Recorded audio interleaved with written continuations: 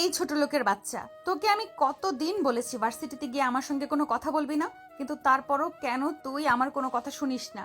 কেন তুই ভার্সিটিতে গিয়ে আমার সঙ্গে কথা বলেছিস আর বন্ধুদের সামনে আমাকে ছোট করেছিস?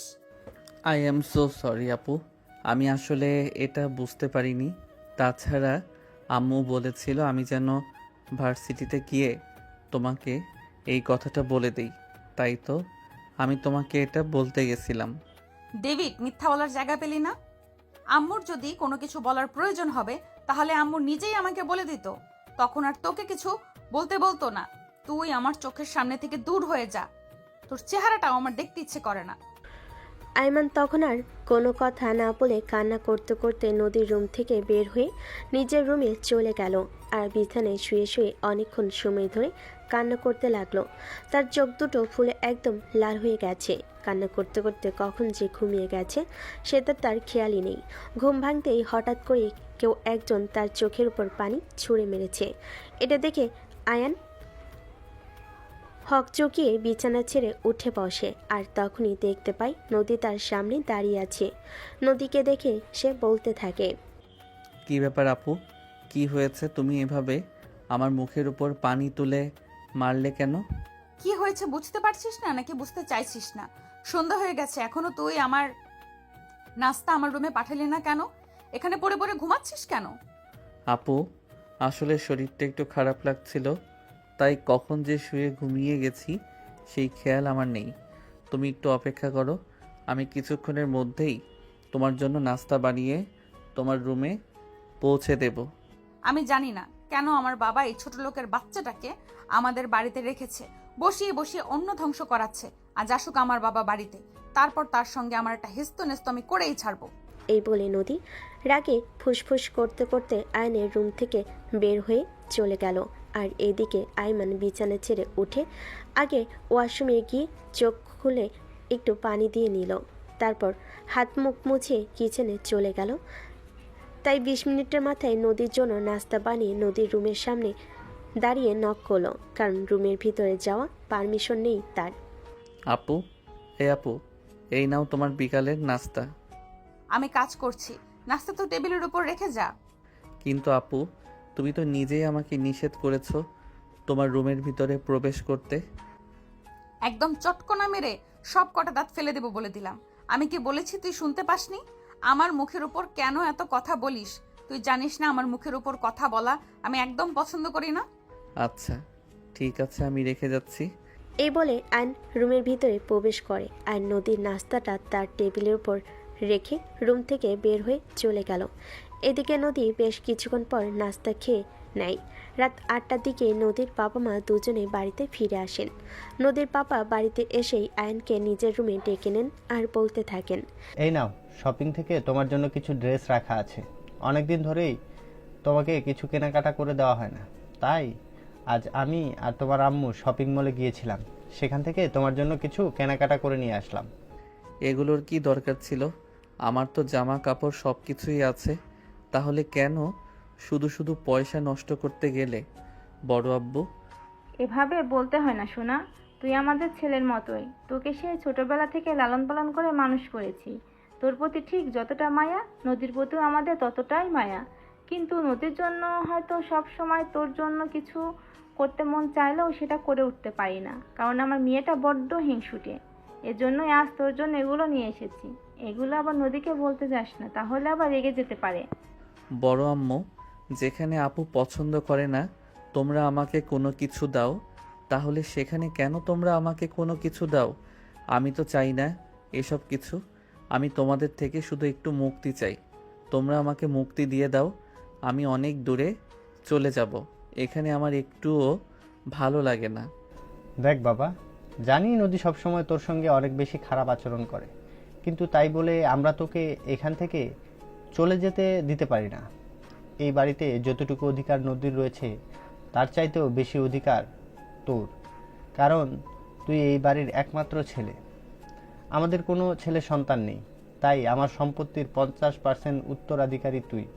আর সেই সঙ্গে তোর বাবার সম্পত্তি তো রয়েছে। সব কিছুর পরেও তোকে আমাদের বাড়িতে থেকে কত কষ্টে জীবনযাপন করতে হয়, তার জন্য আমরা খুবই দুঃখিত। হ্যাঁ রে বাবা, আয়ান তো বড় আব্বু একদম ঠিক কথা বলেছে। আমরা মা বাবা হিসেবে সত্যি লজ্জিত। প্লিজ বাবা, তুই আমাদেরকে ক্ষমা করে দিস। এই বলে নদীর আব্বু আম্মু দুজনেই আয়ানের কাছে ক্ষমা চাইতে থাকে। তখনই আয়ান তার চাচা চাচি দুজনকে বলতে থাকে, আরে তোমরা এভাবে কেন বলছো? তোমাদের প্রতি আমার কোনো অভিযোগ নেই। সত্যি তোমাদের প্রতি আমার কোনো রকম কোনো অভিযোগ নেই। তোমরা আমাকে এই বাড়িতে থাকতে দিয়েছো, আমার ভরণ পোষণ সব কিছুর দায়িত্ব নিয়েছো। আমার মা বাবা কেউ না থাকার পরেও মা বাবার মতো মাথার উপর বটগাছের ছায়া হয়ে তোমরা দুজনে রয়েছো। তারপর আমার আর কোনো কিছুই চাই না। এ বলে আয়ন শপিং ব্যাগগুলো হাতে নিয়ে নিজের রুমে চলে গেল আর দরজা বন্ধ করে আবারও কান্না করতে লাগলো। কেন তার সঙ্গে এরকমটা হতে হলো? কেন তার বাবা মা তাকে ফেলে রেখে পরপারে চলে গেল? কেন তাকে সঙ্গে নিয়ে গেল না? এই কথাগুলো প্রায় সময় মনে মনে বলে আর ভীষণ কান্না করে। কিন্তু কান্না করে আর কি হবে? আল্লাহ তাআলার ফয়সালা মেনে নিতে হবে, কারণ তিনি উত্তম পরিকল্পনাকারী। তিনি যেটা ঠিক করে রেখেছেন সেটাই হবে। তাই মাঝে মধ্যে এগুলো চিন্তা করেও নিজেকে সান্ত্বনা দেয় আয়ান। এভাবেই চলে দিনগুলো। নদী প্রতিনিয়ত আয়নকে এভাবেই অপমান করে, আর আয়ন এগুলো মুখ বুজে সহ্য করে। সে চাইলেই পারে এখান থেকে অনেক দূরে চলে গিয়ে সুখে শান্তিতে জীবনযাপন করতে, কিন্তু এটা সে কখনোই করে না। আর এমন কিছু সে কখনো চিন্তাও করে না, কারণ ছোটবেলা থেকেই এখানে বড় হয়েছে। তাই অন্য জায়গায় গিয়ে নিজের মানিয়ে নিতে তার অনেকটাই ঝামেলা হয়ে যাবে, এরকমটাই সে মনে করে। এদিকে পরের দিন সকালবেলা ঘুম থেকে উঠেই নদী চিৎকার করতে থাকে, এই ছোট লোক ফকিন্নির বাচ্চা, তোকে না বলেছি আমাকে সকালবেলা ঘুম থেকে উঠার আগে কফি বানিয়ে আমার রুমে দিয়ে আসবি, কিন্তু তুই এখনো আমার কফি বানিয়ে দিসনি কেন? তখনই রান্নাঘর থেকে আয়ান বলতে থাকে, আমি এই তো এখনই কফি নিয়ে আসছি। সকালবেলা ঘুম থেকে উঠতে একটু দেরি হয়ে গেছে, তাই আর কি। এই ছোট লোকের বাচ্চা, তোর ঘুম থেকে উঠতে দেরি হয়ে গেছে তো আমি কি করব? এখানে আমার কি করার আছে? তুই এসব কথা আমাকে কেন শোনাচ্ছিস? আমার কাজ সময় মতো চাই। তখনই নদীর আব্বু নদীকে উদ্দেশ্য করে বলতে থাকে, আচ্ছা নদী, কি সমস্যা তোমার? তুমি আমাকে একটু খুলে বলবে? তুমি কেন আয়নের সঙ্গে সব সময় এরকম করো? সেও তো একজন মানুষ, এটা তোমাকে মনে রাখতে হবে। তার সঙ্গে তুমি সব সময় এরকম খারাপ আচরণ করতে পারো না। প্লিজ বাবা, তুমি আমাকে জ্ঞান দিতে এসো না। আর কিছু না হোক, এটা অন্তত খুব ভালো করেই জানি কার সঙ্গে কিভাবে কথা বলতে হয়। তুমি কোনো কিছু জানো না, আর কোনো কিছু জানার কোনো আগ্রহ তোমার নেই। তুমি কেন সব সময় ওর সঙ্গে এভাবে খারাপ আচরণ করো? ওকে কি তোমার মানুষ বলে মনে হয় না? না হয় না, মানুষ হলে তো ওর একটু হলেও লজ্জা শরম থাকতো, কিন্তু ওর তো একটু লজ্জা শরম নেই। তাই ওকে আমার কখনোই মানুষ বলে মনে হয় না। তোমার কি একবারও মনে হচ্ছে না তুমি একটু বেশি বলে ফেলছো? এটা বলা তোমার উচিত হচ্ছে না। না, হচ্ছে না, কারণ ওর শরীরে তো গন্ডারের চামড়া। যদি লাজ লজ্জা বলতে কোনো কিছু থাকতো, তাহলে আমি যে ওকে কথা বলি এই কথার জ্বালায় সে এই বাড়ি ছেড়ে অনেক আগে চলে যেত, কিন্তু আমার কোনো কথাই ওর গায়ে লাগে না। ও আচ্ছা, আয়ান তোমার সমস্ত অপমান সহ্য করে বলেই তোমার এরকম মনে হয়, তাই না? আচ্ছা, তুমি যে ওর সঙ্গে যে আচরণটা করো, ও যদি তোমার সঙ্গে একদিন সেরকম আচরণ করে, তাহলে তুমি সেটা সহ্য করতে পারবে তো? হোয়াট ননসেন্স, এসব তুমি কি বলছো? ও কেন আমার সঙ্গে এরকম আচরণ করতে যাবে? তাছাড়া আমি কি ওর মতো নির্লজ্জ নাকি? আমার সঙ্গে কেউ একবার এরকম আচরণ করলে আমি দ্বিতীয়বার তার চেহারাটাও দেখব না। আমার শরীরে মানুষের রক্ত। এক্স্যাক্টলি, আমিও তোমাকে সেটাই বলতে চাচ্ছি। ও কিন্তু আমার দূরের কেউ না, আমার আপন ভাইয়ের ছেলে। ওর সঙ্গে তুমি যেটা করছো সেটা একদম ঠিক করছো না। তুমি হয়তো এটা ভুলে যাচ্ছ, এই সম্পত্তিতে তোমার যতটুকু অধিকার রয়েছে তার কিন্তু এর চাইতেও বেশি অধিকার রয়েছে। তাই এটা সবসময় মাথায় রেখো। হাসালে তুমি আমাকে। সম্পত্তির উপর অধিকার ও সম্পত্তি কি জিনিস এটা যদি জানতো তাহলে ভালোই হতো। বাই দ্য ওয়ে, এত কথা বলে সময় নষ্ট করার সময় আমার হাতে নেই। আমাকে তো ভার্সিটি যেতে হবে। এই আয়ানের বাচ্চা আমার কফি দিবি নাকি দিবি না? বলতে বলতেই আয়ান কফির মগ হাতে নিয়ে নদীর সামনে এসে দাঁড়ালো। নদীর দিকে বাড়িয়ে দিয়ে বলতে লাগলো, আপু, এই নাও কফি। আজ তোকে শেষবারের মতো ক্ষমা করে দিলাম। কালকের পর থেকে যদি আমি ঘুম থেকে উঠেই সঙ্গে সঙ্গে কফি না পাই, তাহলে তোর এমন অবস্থা করব যেটা তুই কল্পনাও করতে পারবি না। এখন যা, তাড়াতাড়ি আমার ড্রেস আয়রন করে দে। আমি তো রান্নাঘরে রান্না বসিয়ে রেখে এসেছি।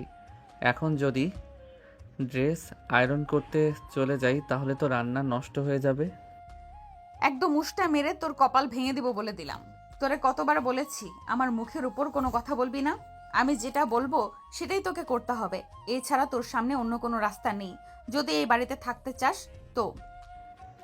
আচ্ছা ঠিক আছে, কোনো সমস্যা নেই, আমি করে দিচ্ছি। এই বলে আয়ন রান্নাঘরে চুলা বন্ধ করে নদীর ড্রেস আয়রন করতে চলে গেল। এদিকে তখনই আবারও নদীর বাবা নদীকে বলতে লাগলো, নদী, আমার মনে হয় তুমি কিছু একটা ভুলে যাচ্ছ। এই বাড়িটা কিন্তু তোমার নয়। তাই আমি তোমাকে আবারও একবার মনে করিয়ে দিচ্ছি, আয়নের সঙ্গে দয়া করে তুমি এইভাবে খারাপ আচরণ করো না। দেখো বাবা, তুমি কিন্তু এই ছোট লোকের বাচ্চার জন্য আমাকে প্রতিনিয়ত অপমান করছো। এটা কিন্তু আমি একদম সহ্য করব না। এটা তোমায় বলে দিলাম। মান অপমান বোধ আমার তো মনে হয় না তোমার আছে। যদি তোমার মান অপমান বোধ বলতে জিনিসটা থাকতো, তাহলে তুমি কবেই নিজেকে শুধরে নিতে।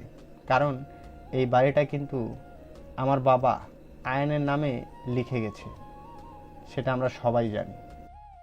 এই জন্যই তো তোমার বাবাকে আমি দুই চোখে সহ্য করতে পারি না। আমি আছি পরিবারের বড় নাতি। তোমার বাবা চাইলে এই বাড়িটা আমার নামে লিখে দিতে পারতো, কিন্তু সেটা না করে ওই মূর্খের বাচ্চার জন্য সবকিছু রেখে গেছে, যে কিনা কোনো কিছুর অর্থই জানে না। নিজের মেয়েকে সুশিক্ষায় শিক্ষিত করতে পারেনি, এজন্য নদীর বাবার আফসোস সবসময়ই ছিল। কিন্তু মেয়ে এভাবে এতটা বিগড়ে যাবে এটা তিনি কখনো কল্পনাও করতে পারেননি। নদীর বাবা তখন নদীকে বলতে থাকেন, দেখো নদী, সব কিছুর একটা লিমিট থাকা উচিত। তুমি কিন্তু একদম লিমিট ক্রস করে ফেলছো। তুমি আমার মৃত বাবাকে এভাবে বলতে পারো না। আমার ভাবতেও অবাক লাগছে তুমি আমার মেয়ে। হ্যাঁ সত্যি, আমারও হ্যাঁ সত্যি আমারও ভাবতে অবাক লাগে যে আমি তোমার মেয়ে আর তুমি আমাকে জন্ম দিয়েছো। আমি তোমার মেন্টালিটি থেকে মাঝে মধ্যে সত্যিই অবাক হয়ে যাই। কেন যে তোমার মতো বাবার ঘরে আমার জন্ম হতে হলো সেটাই ভেবে পাই না। তখনই প্রচণ্ড পরিমাণ ক্ষেপে গিয়ে নদীর মা পিছন থেকে বলতে থাকে, নদী, ব্যাস অনেক হয়েছে, এবার তুমি তোমার মুখটা বন্ধ করো। আর যদি তা না হয় তাহলে কিন্তু আমি তোমাকে এই বাড়ি থেকে বের করে দিতে বাধ্য হব। তাহলে এখনো বসে আছো কেন? বের করে দিচ্ছ না কেন আমাকে এই বাড়ি থেকে? অবশেষে একটাই তো বাকি ছিল, তাই না? অবশেষে এটাই তো বাকি ছিল, তাই না? ঠিক আছে, আমি আর এই বাড়িতে থাকবো না। আজকে এবং এই মুহূর্তে এই বাড়ি থেকে বের হয়ে চলে যাব। যেখানে তোমরা একটা ছোট লোকের বাচ্চাকে মাথায় তুলে নাচতে পারবে আর নিজের মেয়েকে এইটুকু মূল্য দিতে পারবে না, সেখানে এই বাড়িতে থাকার কোনো ইচ্ছেই আমার নেই। হ্যাঁ, তুমি সেটাই করো, কারণ তুমি সেটাই উপযোগ্য। তোমাকে কোনো ভালো কথা বললে তোমার গায়ে সেটা লাগবে না, তাই তোমাকে কোনো ভালো কথা বলার ইচ্ছাও আমাদের নেই।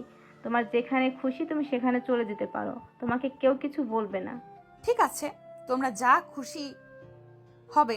আমি এখান থেকে চলে গেলে তখন আমি এখানে থেকে চলে যাব। আয়নের বাচ্চা, তোর জন্যই আমার সঙ্গে এইসব কিছু হচ্ছে। তোকে আমি দেখে নিব। এ বলে নদী নিজের সমস্ত রাগ আয়নের উপর ছেড়ে ফেলে। আর এদিকে তখনই নদীর বাবা আরও বেশি ক্ষেপে গিয়ে নদীকে বলতে থাকে, স্টপ দিস ননসেন্স। তুমি ওর দিকে কেন মেজাজ দেখাচ্ছ? তুমি যখন নিজের স্বার্থ হাসিল করতে পারলে না, তখন তুমি ওকে মেজাজ দেখাচ্ছ? এটা তো হবে না। তো কি করব আমি? ওর জন্য তো সবকিছু হয়েছে। এই বলে নদী আয়নের দিকে তাকিয়ে বলতে থাকে, এই, তুই মরতে পারিস না? তুই মরতে পারিস না? তুই মরলে তো আমি বেঁচে যেতাম। কথাটা শুনেই দুই চোখের জল ছেড়ে দিয়ে সেখান থেকে দৌড়ে চলে গেল আয়ন। আর তখনই নদীর আম্মু ঠাস ঠাস করে নদীর দুই গালে দুইটা চর বসিয়ে দিয়ে বলতে লাগলো, ছি ছি ছি, আমার ভাবতে অবাক লাগছে। তোকে আমি আমার পেটে ধরেছিলাম? তুই এক্ষুনি আমার চোখের সামনে থেকে চলে যা, আমি তোর চেহারাটাও দেখতে চাইছি না। এই বলে তিনি সেখান থেকে নিজের রুমের দিকে চলে গেলেন। আর এদিকে নদী রাগে ফুসফুস করতে করতে সেদিন নাস্তা না করে ভার্সিটিতে চলে আসে।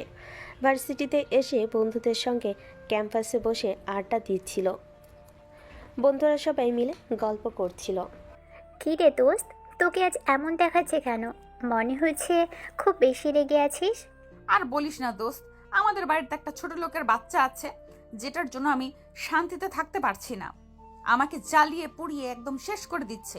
এই হারামজাদাটাকে আমার আর সহ্য হচ্ছে না। কি যে করি ভেবে পাচ্ছি না। আচ্ছা, তুই সবসময় ওর সঙ্গে এরকম লেগে আছিস কেন বলতো? ছেলেটাকে দেখে তো যথেষ্ট ভদ্র শান্তশিষ্ট বলে মনে হয়, কিন্তু তারপরও তোর কাছে ওর এমন ব্যাখ্যা কেন? দেখ, তুই অন্তত ওর হয়ে ওকালতি করতে আসিস না। ওকে আমার একদম সহ্য হয় না। সব সময় আমাকে জ্বালিয়ে মারে। ভার্সিটিতে এসে অন্তত শান্তিতে থাকতে চাই। প্লিজ এইসব কথা বলা বন্ধ কর। ওকে, আচ্ছা ঠিক আছে, তুই যখন শুনতে চাস না তখন আর তোকে বলবো না। তবে তোকে এটুকুই বলতে চাই, তুই ওর সঙ্গে এভাবে খারাপ আচরণ করিস না। এই বলে তারা প্রসঙ্গ পাল্টে নিয়ে গল্প করছিল। হঠাৎ তখনই পিছন থেকে আয়ন বলতে থাকে, আপু, এই নাও, বড় আম্মু তোমার জন্য পাঠিয়েছে। আয়নের কণ্ঠ শুনে নদী পিছন দিকে ফিরে তাকায়। টিফিন বক্স হাতে আয়নকে দেখে নদীর মেজাজ একদম বিগড়ে গেল। সে চিৎকার দিয়ে বলতে লাগলো, এই ছোট লোকের বাচ্চা, তোকে এখানে আসতে কে বলেছে? আমি তোকে বলেছিলাম আমার জন্য খাবার নিয়ে এখানে আসতে। তুমি সকালবেলা রাগ করে বাসা থেকে কোনো কিছু না খেয়ে বাসা থেকে বের হয়ে চলে এসেছো, তাই বড় আম্মু খাবারটা তোমার জন্য আমার কাছে দিয়ে দিয়েছে। এই খাবারটা খেয়ে নাও, না খেয়ে থাকলে শরীর খারাপ করবে। বাচ্চা, তুই আমার সামনে আর এক মুহূর্ত দাঁড়াবি না। চুপচাপ আমার চোখের সামনে থেকে সরে যা। আমার মেজাজ খারাপ করিস না বলে দিলাম। তোকে এত দরদ দেখাতে কে বলেছে? তোর জন্যই তো আমার কপালে এত দুর্দশা। তুই মরিস না কেন? আপু, আল্লাহ আমার যতদিন হায়াত রেখেছে ততদিন তো আর পাইলেও আমি মরে যেতে পারবো না। আল্লাহর যখন ইচ্ছে হবে তখন তিনি নিজেই আমাকে নিয়ে যাবেন আত্মহত্যা মহাপাপ, তাই এটা তো আর করতে পারবো না। ও আল্লাহ, তুমি আমাকে রক্ষা করো। তোর জ্বালা আমি আর নিতে পারছি না। তুই এক্ষুনি আমার চোখের সামনে থেকে সরে যা, তা না হলে কিন্তু তোকে আমি নিজেই খুন করে ফেলবো। এই বলে নদী আয়নের হাত থেকে টিফিন বক্সটা নিয়ে ছুঁড়ে ফেলে দিল। এটা দেখে নদীর বান্ধবী তাকে বলতে লাগলো, আরে দোস্ত, এটা তুই কি করলি? তোর না হয় ওর সঙ্গে রাগ আছে, কিন্তু তুই খাবারের সঙ্গে রাগ দেখাতে পারিস না। খাবারের সঙ্গে রাগ দেখালে আল্লাহ অসন্তুষ্ট হন। দেখ দোস্ত, এবার অন্তত তুই আমাকে জ্ঞান দিতে আসিস না। তুই খুব ভালো করেই জানিস জ্ঞান দেওয়া মানুষ আমি একদম পছন্দ করি না। এই হারামজাদা তো আমার জীবনটা তেজপাতা বানিয়ে ছেড়ে দিচ্ছে। এখন আর তোকে আমার সঙ্গে অন্তত এইসব নিয়ে কোনো কথা বলিস না। এই বলে নদী সেখান থেকে উঠে ক্লাসরুমের দিকে পা বাড়ালো। তখন তিশা আয়নের কাছে এসে দাঁড়ালো আর বলতে লাগলো, আচ্ছা, তুমি কেমন মানুষ গো? নদী তোমার সঙ্গে এত খারাপ আচরণ করে, তারপরও তুমি কেন ওর পিছনে পড়ে থাকো? এভাবে তুমি তো চাইলেই অন্য কোথাও চলে যেতে পারো। তুমি একটা পুরুষ মানুষ। দয়া করে আমাকে এই কথাগুলো আর কখনো বলো না, কারণ এই বাড়িতে আমার মা বাবার স্মৃতি জড়িয়ে আছে। আমি আমার মা বাবার স্মৃতি ফেলে রেখে অন্য কোথাও চাইলেও চলে যেতে পারবো না। আমাকে আপু যত অপমান করুক না কেন, আমি সব মুখ বুজে সহ্য করে নেব। আর আমাদের পারিবারিক ব্যাপারে তোমরা নাক গলিও না। সে তোমাদের যেমন ইচ্ছে ও তোমাকে অপমান করে, আর তুমি অপমান সহ্য করো। একজন পুরুষ মানুষ হয়ে একটা মেয়ের কাছ থেকে এভাবে অপমান সহ্য করা, এটা দেখতে ঠিক আমাদের ভালো লাগে না। তোমাদের ভালো না লাগলে তোমরা চোখ কান বন্ধ রাখতে পারো, কিন্তু আমি তোমাদের কোনো মন্তব্য শুনতে চাই না। আমার কথায় মনে কষ্ট পেয়ে থাকলে ক্ষমা করে দিও। I am so sorry. এ বলে আয়ন ক্লাসরুমের দিকে পা বাড়ালো। আর তখন তিশা তার সঙ্গে আরও বেশ কয়েকজন সেখানে দাঁড়িয়ে আফসোস করতে লাগলো আয়নের কথা ভেবে। ছেলেটা আসলেই খুব অসহায়, আর জ্ঞান বুদ্ধিও একটু কমই মনে হয়। তা না হলে এভাবে নিজের বাড়িতে কেউ অপমানিত হয়, এটা তো জাস্ট কল্পনার বাইরে। আয়ন ক্লাসরুমে এসে সামনের বেঞ্চে ফাঁকা পেয়ে বসে যেতে চাইছিল, কিন্তু তখনই নদী ঠাস করে আয়নের গালে একটা চর বসিয়ে দিয়ে বলতে লাগলো, এই ছোট লোকের বাচ্চা, তোকে এখানে আসতে কে বলেছে? আমি বলেছি তোকে এখানে আসতে? না এখানে থাকার জায়গা খালি আছে, তাই বসে পড়ছিলাম আর কি। তুই জানিস না এখানে প্রতিদিন আমার সঙ্গে শুভ বসে, তাহলে তুই কেন বসেছিস? আজ তো শুভ আসেনি, তাই ভেবেছিলাম এখানে বসে পড়ি। আয়ান কথা বলছিল আর নদী রাগে গজগজ করছিল। ঠিক তখনই শুভ ক্লাসরুমে প্রবেশ করে। নদী আর আয়ানকে কথা বলতে দেখে শুভ এগিয়ে এসে নদীকে হাত করে আর বলতে থাকে, কি ব্যাপার ডার্লিং, তুমি এই ছোট লোকের বাচ্চাটার সঙ্গে কি নিয়ে কথা বলছিলে? আর বলো না, এই হারামজাদাটাকে যত বলি আমি সহ্য করতে পারি না। তুই আমার সামনে আসিস না, তত বেশি বেশি আমার সামনে আসে আর ভাব দেখায়। আমার এগুলো একদম সহ্য হচ্ছে না। এই কি রে, তোর কি লাজ লজ্জা বলতে কোনো কিছুই নেই নাকি? নদী তোকে সহ্য করতে পারে না, কিন্তু তারপরও কেন এসে আমার জান পাখিটার সঙ্গে এত ডলাডলি করিস? আমার কারো সঙ্গে ডলাডলি করার কোনো ইচ্ছে নেই। এখানে জায়গা খালি ছিল, তাই আমি বসতে চেয়েছিলাম। আমাকে বসতে দেওয়া হবে না, সেটা বেশ ভালো কথা, কিন্তু এভাবে কথা বলারও কিছু নেই।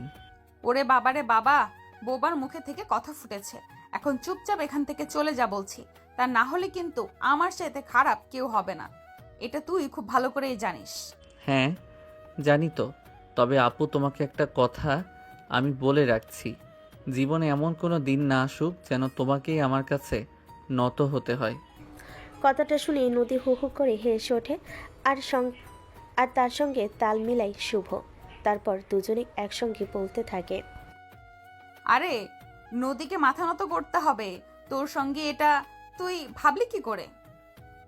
শোন, তুই এখনো বোকার রাজ্যে বসবাস করছিস। নদীর সময় এতটাও খারাপ হয়নি যে তোর মতো হাবলার কাছে নদীকে মাথা নত করতে হবে। তাদের দুজনের এই কথা শুনে আয়ান সেখানে আর এক মুহূর্ত দাঁড়ালো না, ভার্সিটি থেকে বের হয়ে গেল। এদিকে নদী আর শুভ দুজনে হাসতে হাসতে ক্লাসরুমে বসে আড্ডা দিতে লাগলো। আর তখনই টিচার চলে আসে, তারপর ক্লাস শুরু হয়ে যায়। এদিকে আয়ান আর ক্লাস না করে ভার্সিটি ছুটি হলে নদীর বাসায় যায়, কিন্তু আয়ানকে বাসায় খুঁজে পাওয়া যায় না। নদী সারা বাসা তন্ন তন্ন করে খুঁজে, কিন্তু কোথাও আয়ান নেই। তবে আয়ান কোথায় গেল? আয়ানের কাছে কোনো ফোন নেই যে তার কাছে ফোন করে জানা যাবে সে কোথায় গেছে। এদিকে নদীর চিন্তা বাড়তে লাগলো। রাত 8টার দিকে নদীর মা বাবা দুজনেই অফিস শেষ করে বাসায় ফিরে আসে। তখনই নদী তার বাবা মাকে সব কিছু খুলে বলে। এই কথা শুনে নদীর মা নদীকে বলতে থাকে, আর যা কিছু হয়েছে সব কিছু তোমার জন্য হয়েছে। যদি আয়ান বাড়িতে ফিরে না আসে, তোমার এমন অবস্থা করব যেটা তুমি কল্পনাও করতে পারবে না। এখানে তোমরা আমার দোষ কোথায় খুঁজে পাচ্ছ? আমি তো সেটাই বুঝতে পারছি না। তোমরা খুব ভালো করেই জানো আমি এই ছোট লোকের বাচ্চাকে একদম সহ্য করতে পারি না, কিন্তু তারপরও এই ছোট লোকের বাচ্চাটা বারবার আমার কাছে ফিরে আসে। হ্যাঁ, এটাই তো তুমি পেয়েছো সবচাইতে দুর্বল জায়গা। কারণ আয়ান কেন বারবার অপমানিত হওয়ার পরেও এই বাড়িতে ফিরে আসে? সে যদি এই বাড়িতে ফিরে না আসে তাহলে তো তোমার জন্য ভালো হবে, কারণ তুমি সমস্ত সম্পত্তি একা একা ভোগ করতে পারবে। যদি সেরকমই হয় তাহলে সেখানে তোমাদের সমস্যা কোথায়? আমি তো সেটাই বুঝতে পারছি না। আমি তোমাদের সন্তান, ওই ছোট লোকের বাচ্চাটা নয়। নদীর বাবা নিজের রাগ আর কন্ট্রোল করতে পারলেন না। জীবনের এই প্রথমবারের মতো মেয়ের গালে ঠাস করে একটা চড় বসিয়ে দিয়ে তিনি বলতে লাগলেন, তোমার জন্মের পর থেকে কোনোদিন তোমার গায়ে হাত তুলিনি, আর এটা মনে হয় আমার জীবনের সব থেকে বড় ভুল, কারণ আমি তোমাকে সঠিক শিক্ষাটাই দিতে পারিনি। আমি বাবা হিসেবে কতটা ব্যর্থ আজ সেটা বুঝতে পারছি। তোমার কারণে আজ আয়ান বাড়ি ছেড়ে চলে গেছে। যদি আমি আয়ানকে কোথাও খুঁজে না পাই তাহলে তোমার এমন অবস্থা করব যেটা তুমি কল্পনাও করতে পারবে না। এই বলে নদীর বাবার রাগে হনহন করতে করতে বাড়ি থেকে বের হয়ে চলে গেলেন। আর এদিকে নদীর মা তখন নদীকে বলতে লাগলেন, সত্যি তোমাকে কিছু বলার নেই, তুমি একটা বিগড়ে গেছো। ছেলেটার সঙ্গে এতটা খারাপ আচরণ করেছো যার কারণে ছেলেটা কারোকে কিছু না বলে বাড়ি ছেড়ে চলে যেতে বাধ্য হয়েছে। তোমাকে কি বলবো আমি নিজেই কিছু ভেবে পাচ্ছি না। তোমরা আমার বাবা মা হয়ে এই সামান্য একটা ছোট লোকের বাচ্চার জন্য আমার সঙ্গে এরকম আচরণ করছো? ও চলে গেলে এই বাড়ি থেকে সেটা তো ভালোই হয়েছে। এখন থেকে এই বাড়িতে শুধু আমার রাজত্ব চলবে, এই সমস্ত সম্পত্তি শুধু আমার হয়ে থাকবে। এটা তোমরা সহ্য করতে পারছো না? চুপ করো, তুমি আর একটা কোনো কথা বলবে না। তোমার কাছ থেকে কোনো কথা শুনতে চাই না। এই মুহূর্তে চোখের সামনে থেকে দূর হয়ে যাও। এ বলে নদীর আম্মু ড্রয়িং রুমে বসে পড়লেন। নদী তখন আর কোনো কথা না বলে নিজের রুমে চলে গেল। আর ঠিক তখনই শুভ নদীকে ফোন করে। হ্যালো ডিয়ার, কি করছো তুমি? তুমি ফোন রাখো, আমার সঙ্গে কোনো কথা বলবে না। আমার মন মেজাজ এমনিতেই খুব খারাপ আছে। কেন বেবি, কি হয়েছে তোমার? কেউ কি কিছু বলেছে আমার বেবিটাকে? তাহলে তুমি আমাকে বলো। ওই আয়নের বাচ্চা বাড়ি ছেড়ে কোথায় চলে গেছে। এখন ওর জন্য নাকি আমাকে কতগুলো কথা শুনতে হয়েছে। আব্বু আম্মু দুজনে ওই হারামজাদাটার জন্য আমাকে কথা শুনিয়েছে। আমি বুঝতে পারছি না এই হারামজাদা আমার বাবা মাকে কি এমন জাদু করেছে। কাম অন বেবি, মেজাজ গরম করো না। তুমি তাদের সঙ্গে একটু নর্মাল বিহেভ করো, যাতে ওই ছোট লোকের বাচ্চার চলে যাওয়াটা তারা খুব সহজেই মেনে নিতে পারে। আরে বাবু, এটা তো তুমি খুব ভালো করেই জানো যে আমি এই ছোট লোকের বাচ্চাটাকে একদম সহ্য করতে পারি না। ওকে দেখলেই আমার শরীরে জ্বালা উঠে যায়। ওর চেহারা দেখলে আমার বমি আসে। কিন্তু এটা আমি আমার মা বাবাকে কোনোভাবেই বোঝাতে পারি না। তারা ওই হারামজাদাটাকে নিয়েই সারাক্ষণ পড়ে থাকে। আমার জাস্ট মেজাজ খারাপ হয়ে আছে। আমি জাস্ট কিছু করতে পারছি না। মন খারাপ করো না বেবি, দেখবে সব ঠিক হয়ে যাবে। এই ছোট লোকের বাচ্চা যখন একবার চলে গেছে, আমার মনে হয় আর আসবে না। তাই যেন হয়। ওই ছোট লোকের বাচ্চা যদি আবার আমার বাড়িতে ফিরে আসে, তাহলে ওকে আমি নিজের হাতে খুন করে ফেলবো। আর পারছি না ওকে সহ্য করতে।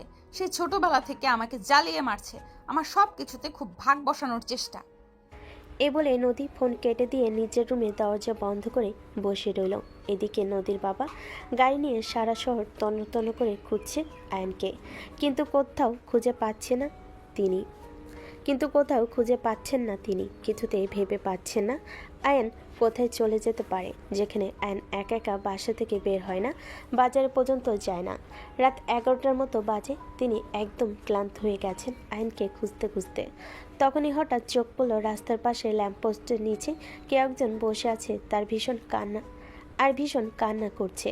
তখনই নদীর পাপা গাড়িটা দাঁড় করিয়ে ছেলেটার কাছে এগোতে লাগলো। কিছুটা সামনে এগোতেই বুঝতে বাকি রইল না এটা আর কেউ নয়, স্বয়ং আয়ান।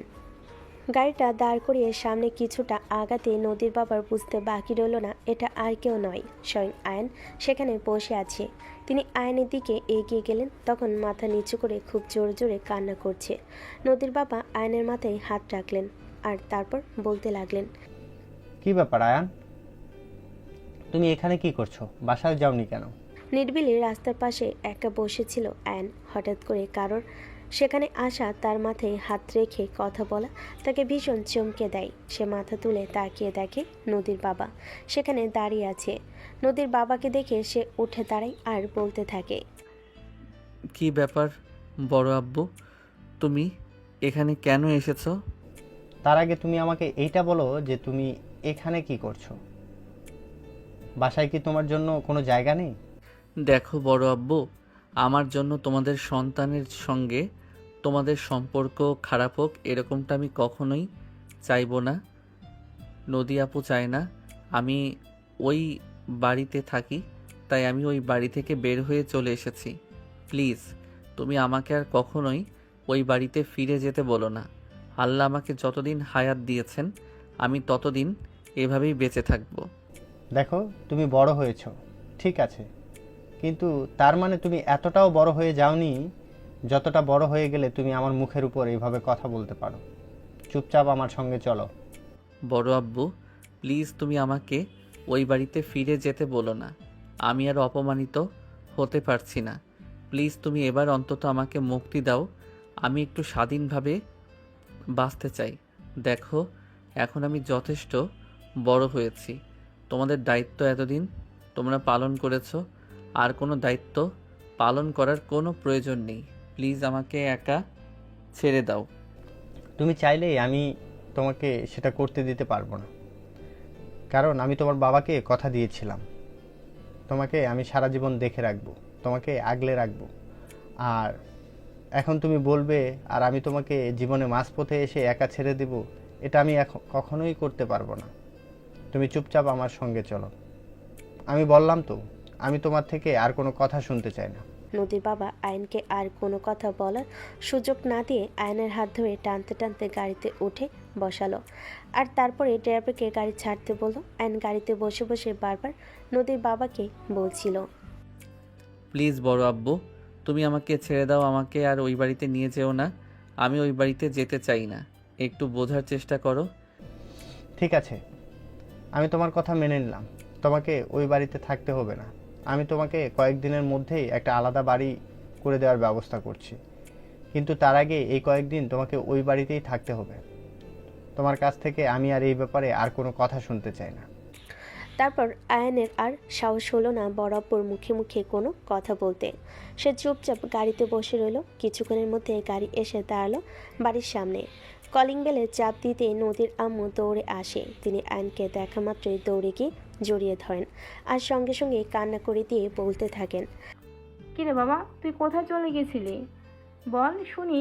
তুই জানিস না, বাড়িতে এসে তোকে না দেখলে আমাদের একদম ভালো লাগে না, মনটা ছটপট করে। তারপরেও কেন তুই আমাদেরকে কিছু না বলে বাড়ি থেকে বের হয়ে চলে গেলি?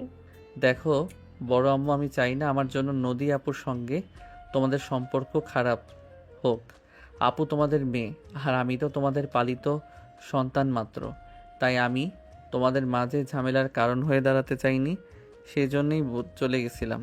কিন্তু বড় আব্বু আমাকে জোর করেই আবার ফিরিয়ে নিয়ে আসলো। কিন্তু বিশ্বাস করো, আমি এই বাড়িতে থাকতে চাই না, আমি দূরে কোথাও চলে যেতে চাই। চুপ কর তুই, এই কথাটা আর ভুল করে মুখে আনবি না। তুই আমাদের ছেড়ে চলে গেলে আমরা বাঁচবো কি করে? আমরা দুজন যে তোকে অনেক বেশি ভালোবাসি, তুই যে আমাদের আরও একটি সন্তান, কেন তুই আমাদেরকে ফেলে চলে যাবি বল শুনি? তোমরা কেন বুঝতে পারছো না? নদী আপু চায় না আমি এই বাড়িতে থাকি। তার অপমান, অসম্মান আর মারধর আমি এগুলো আর সহ্য করতে পারছি না। আমি এগুলো থেকে মুক্তি চাই। প্লিজ তোমরা আমাকে মুক্তি দাও। আমি তো বললাম তোকে, এই সব কিছু তোকে আর বেশি দিন সহ্য করতে হবে না। তোর জন্য আলাদা একটা বাড়ি করব। তার চাইতে সবচেয়ে বড় কথা হলো, আমার বন্ধুর ছেলে আগামী সপ্তাহে বাংলাদেশে ফিরে আসছে।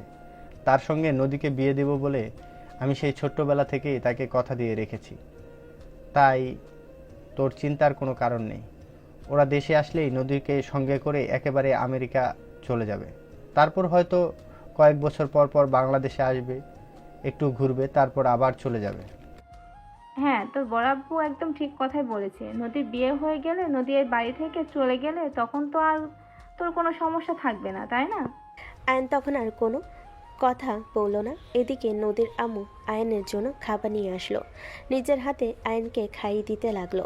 ঠিক ওই মুহূর্তে নদী রুম থেকে বের হয়ে সিঁড়ি দিয়ে নিচের দিকে আসছিল চা খাওয়ার জন্য।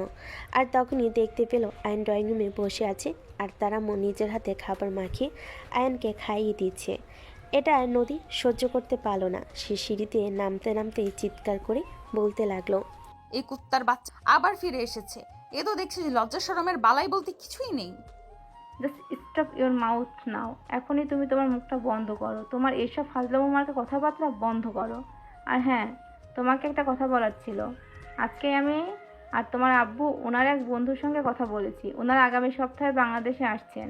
ওনার ছেলে আমেরিকার একটা আইটি কোম্পানিতে চাকরি করেন, মাস শেষে খুব ভালো টাকাই বেতন পায়। তাই ওনার ছেলের সঙ্গে তোমার বিয়ে দেবো। এই কথা শুনে নদীর মেজাজ যেন আরও বেশি গরম হয়ে গেল। সে প্রচণ্ড পরিমাণ চিৎকার করে বলতে লাগলো, তোমাদের মাথায় এসব ভূত কে ঢুকিয়েছে? আমি তো সেটাই বুঝতে পারছি না। যেখানে তোমরা সবাই খুব ভালো করেই জানো আমি শুভর সঙ্গে 2 বছর ধরে রিলেশনে আছি, সেখানে অন্য একটা ছেলেকে বিয়ে করব, এটা তোমরা ভাবলে কি করে? তুমি রিলেশনে আছো এটা আমরা খুব ভালো করেই জানি, আর তুমিও এটা খুব ভালো করেই জানো যে শুভ ছেলেটা ভালো নয়। সারা রাত মদ মস্তি আর মেয়েদের নিয়ে পড়ে থাকে। তারপরেও কেন তোমাকে এই কথাটা বোঝাতে পারছি না? কেন তুমি এটা বুঝতে চাইছো না যে ওর সঙ্গে বিয়ে হলে তোমার জীবনটা একদম বরবাদ হয়ে যাবে?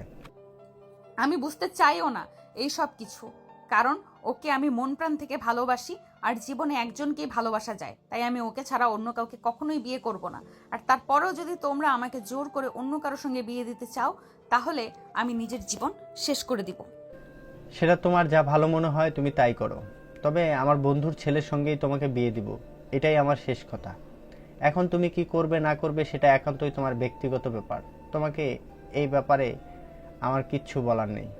এই বলে নদীর আব্বু আম্মু দুজনই আয়নকে রুমে চলে যেতে বলে তারা নিজেদের রুমে চলে গেল। আর এদিকে আয়নও তখন আর ড্রয়িং রুমে বসে না থেকে নিজের রুমের দিকে পা বাড়ায়। তখনই নদী পিছন থেকে আয়নের হাতটা ধরে ফেলল আর হ্যাসকা একটা টান দিয়ে দাঁড় করায়। তারপর বলতে থাকে, এই মরতে গেছিলি, মরতে পারলি না, আবার কেন ফিরে এসেছিস এই বাড়িতে? আমার জীবনটাকে একদম তেজপাতা করে ছেড়ে দিচ্ছিস। দেখো, তোমার মা বাবা তোমার জন্য বিয়ের সম্বন্ধ ঠিক করেছে। এখানে আমার কোনো দোষ নেই। এখানে তুমি আমাকে কোনোভাবে দোষারোপ করতে পারো না।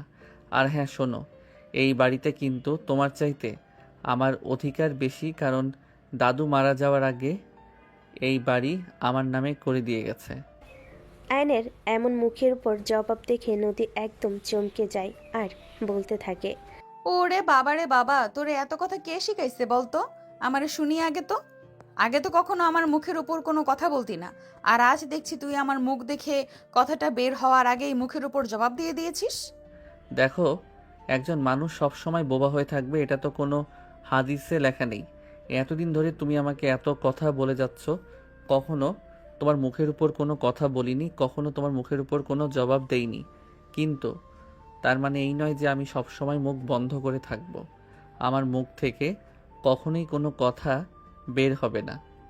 ও আচ্ছা, ঠিক আছে, তাহলে তুই আমাকে এটা বল, তোকে এইসব ট্রেনিং কে দিয়েছে? কোথা থেকে সব ট্রেনিং নিয়েছিস? তোর মরা বাপ মায় তোকে এইসব ট্রেনিং দিয়েছে নাকি? দেখো, এখন কিন্তু একদম বেশি বলে ফেলছো। তুমি আমাকে কথা বলো, কিন্তু তুমি আমাকে মা বাবাকে নিয়ে কোনো কথা বলবে না, যাদেরকে আমি আমার বুঝ হওয়ার পর দেখতে পারিনি, যাদের চেহারাটা পর্যন্ত আমার মনে নেই। তাদেরকে নিয়ে কোনো কথা বললে আমি তোমাকে কিন্তু ছেড়ে কথা বলবো না, এটা বলে দিলাম। ওরে বাবা রে বাবা, এতই যখন দরদ তখন ওদের সঙ্গে তুইও চলে গেলি না কেন? তোকে তাহলে আর সহ্য করতে হতো না? তোমার যদি ভালো না লাগে তাহলে তুমি তোমার নিজের চোখ বন্ধ করে রাখতে পারো। তাছাড়া বড় আব্বু তো বলেই দিয়েছেন কিছুদিনের মধ্যেই তোমার বিয়ে দেবেন। তারপর তো তুমি এখান থেকে চলেই যাবে, তখন আর আমাকে তোমার সহ্য করতে হবে না। আপাতত এই কয়টা দিন একটু কষ্ট করে মানিয়ে নাও, কারণ এটা ছাড়া তোমার হাতে অন্য কোনো পথ খোলা নেই। বাই দ্য ওয়ে, আমার খুবই ক্লান্ত লাগছে, আমি রুমে গিয়ে ঘুমাবো এখন।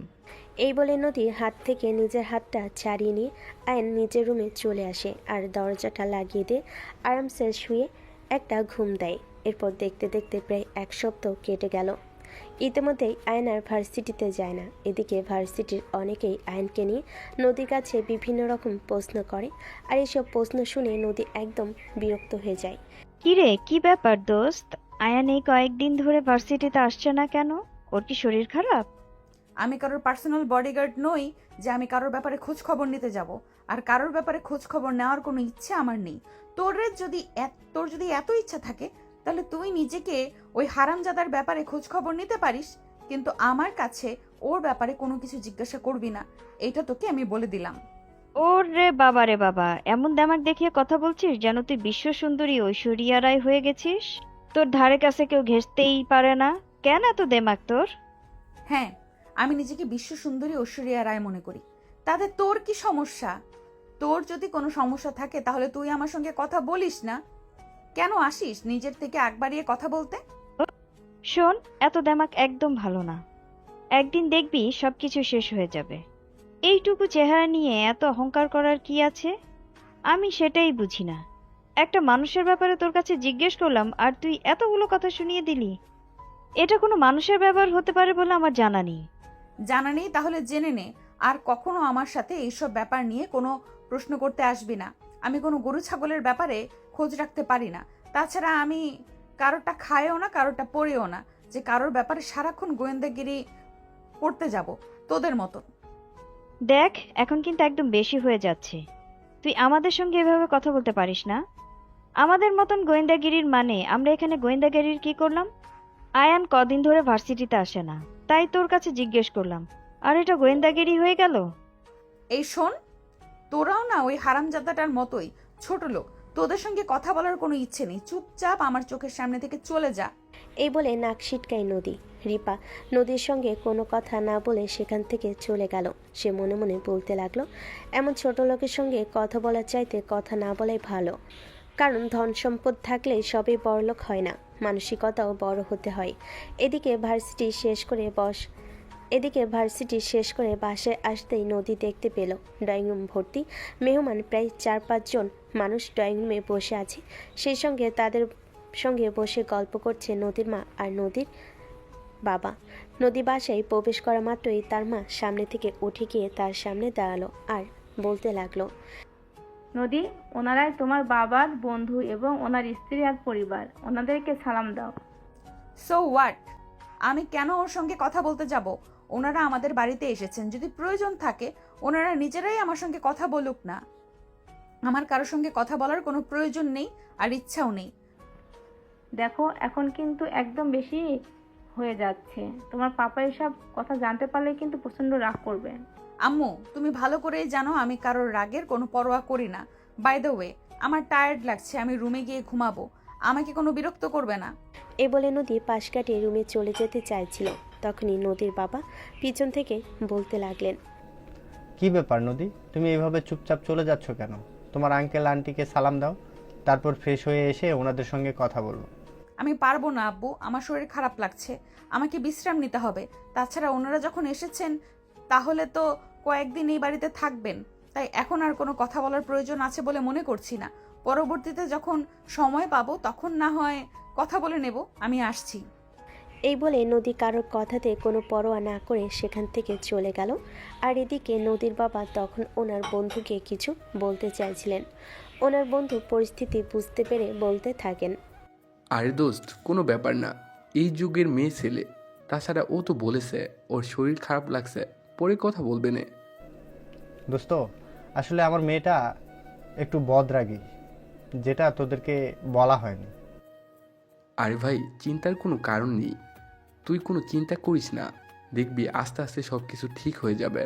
তাছাড়া বয়স কম, বাচ্চা মানুষ, এরকম করতেই পারে, এতে তো আশ্চর্য হওয়ার কিছু নেই।